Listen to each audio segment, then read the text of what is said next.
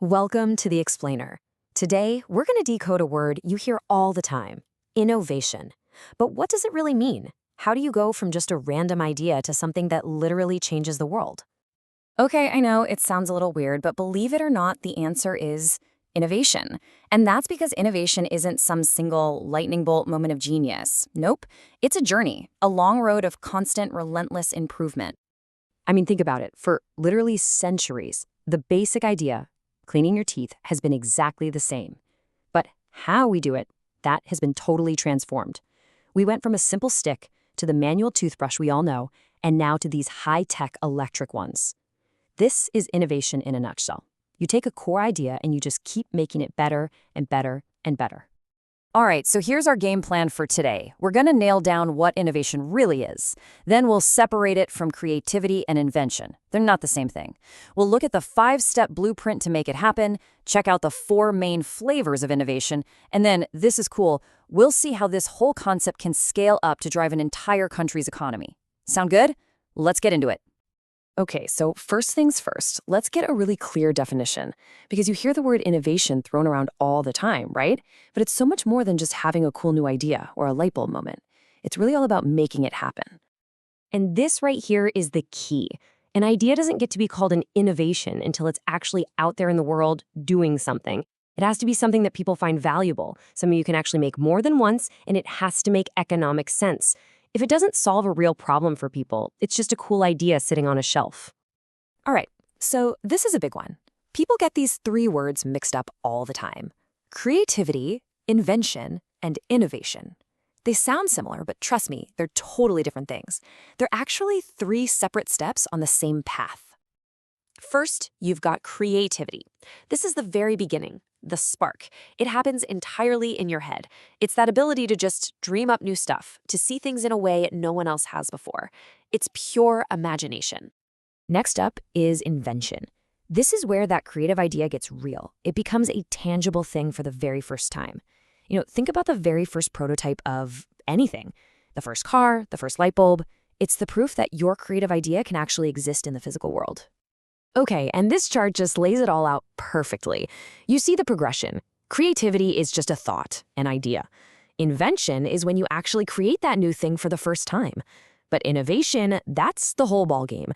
That's about taking that invention and applying it, improving it, and turning it into something that actually has value in the real world. So you think it, you make it, and then you scale it. That's the journey. All right, so we've established that innovation isn't just magic, it's a process. But what does that process actually look like? Well, it's not just random chaos.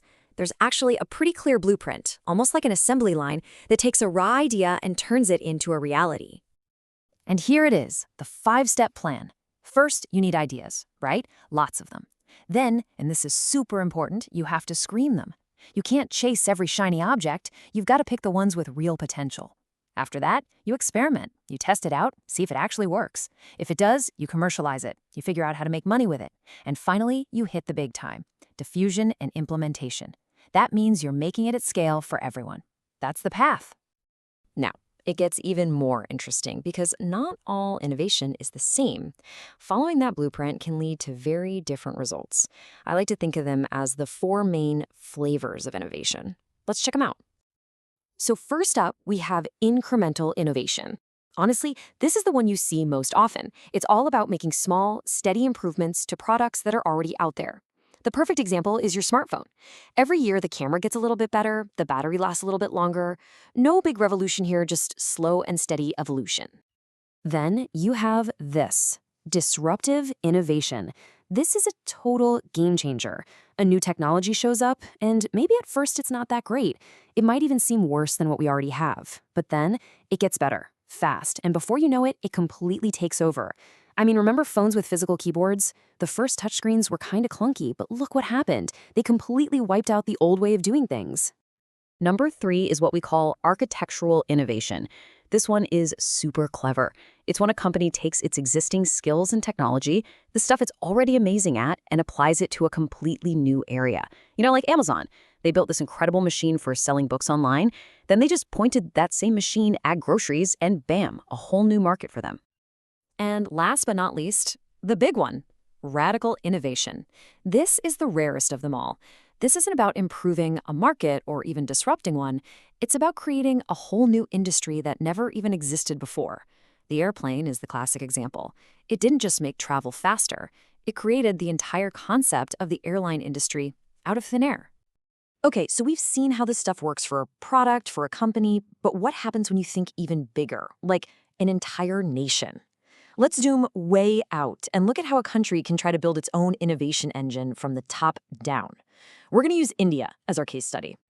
So a major turning point was back in 2014 with the launch of this huge initiative called Make in India. The goal was massive, to basically turn the entire country into a global powerhouse for manufacturing and innovation.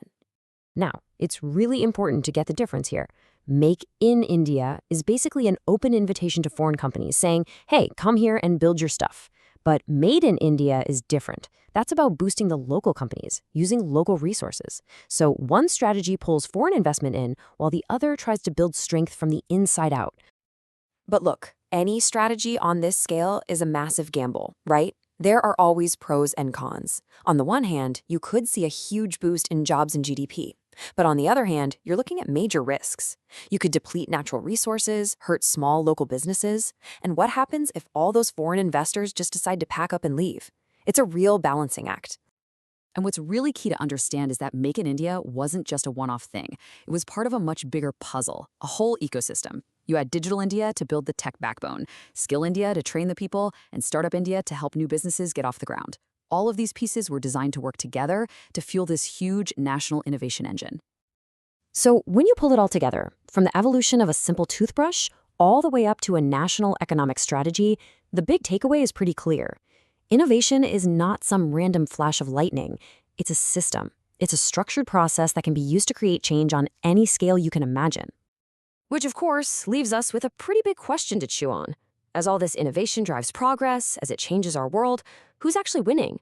Who ultimately reaps the rewards from all this change?